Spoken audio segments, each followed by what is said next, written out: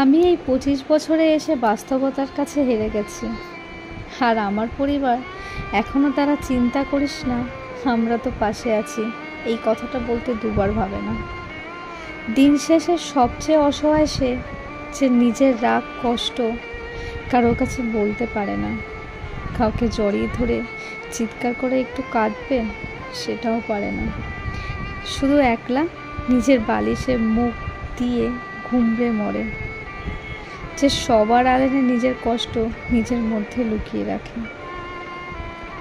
এই পৃথিবীতে সবচেয়ে নিকৃষ্টতম প্রাণী হলো দুমুখধারী ব্যক্তি, যারা আপনার সামনে আপনার ভুলকেও ঠিক বলবে আর আপনার পিছনে আপনার ঠিককেও ভুল বলবে। তাই দরকার হলে একা থাকুন, কিন্তু এদের থেকে দূরত্ব বজায় রাখুন। অভিযোগের আঙুল আমার দিকেও কম ওঠেনি।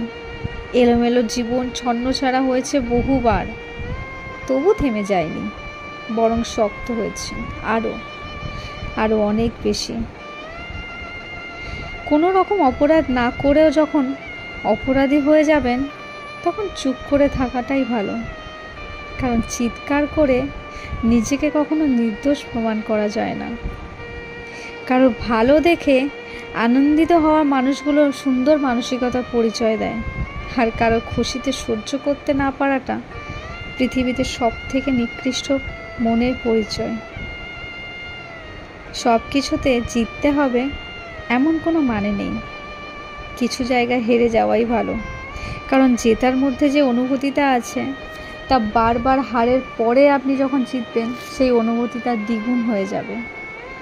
কিছু কিছু মানুষের অহংকার বাড়ার পিছনে কিন্তু আমার অবদান অনেক কোনো অংশে কম নয়। কারণ তাদের যতটা না সম্মান দেওয়ার দরকার, আমি তার থেকে অনেক বেশি সম্মান দিয়েছি। তাদের অহংকারটা একটু বেশিই বাড়িয়ে দিয়েছি। যত মানুষ চিনতে পারবেন, জীবনের তত একা বাঁচার ইচ্ছাটা বেড়ে যাবে। আগে একটা বন্ধু হারালে যত না কষ্ট হতো, এখন পুরো ব্যাচমেটদেরকে হারালেও আপনার ন্যূনতম কষ্ট হবে না। খারাপ লাগবে, তবে এটা স্বাভাবিক। ভালোবাসাটা পিথাগোরাসের উপপাদ্যের মতন না যে প্রমাণ করতে হবে। ভালোবাসাটা রবীন্দ্রনাথের শেষের কবিতার মতন, যেটাকে উপলব্ধি করতে হবে। নিজেকে কারোর সাথে তুলনা করবেন না, বা কারোর মতন হওয়ার কখনো চেষ্টা করবেন না। আপনি যেমন আপনি তেমন।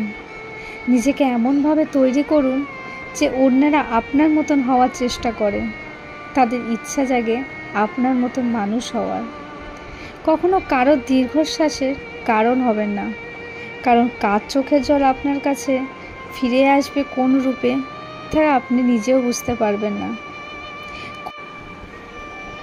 কথায় আছে না, রিভেঞ্জ অফ নেচার। মানুষ ভুলে গেলেও প্রকৃতি ভোলে না। কারণ উপরে একজন আছেন, তিনি সবার, তিনি কেবল আপনার একার না। মানুষের খারাপ সময় সব সময় থাকা উচিত, কিন্তু খারাপ সময় যে মানুষগুলো আপনার থেকে মুখ ফিরিয়ে নেয়, তাদেরকে কখনো ভুলবেন না। আর পাশে থাকা মানুষটার হাত কোনোদিন ছাড়বেন না। নমস্কার।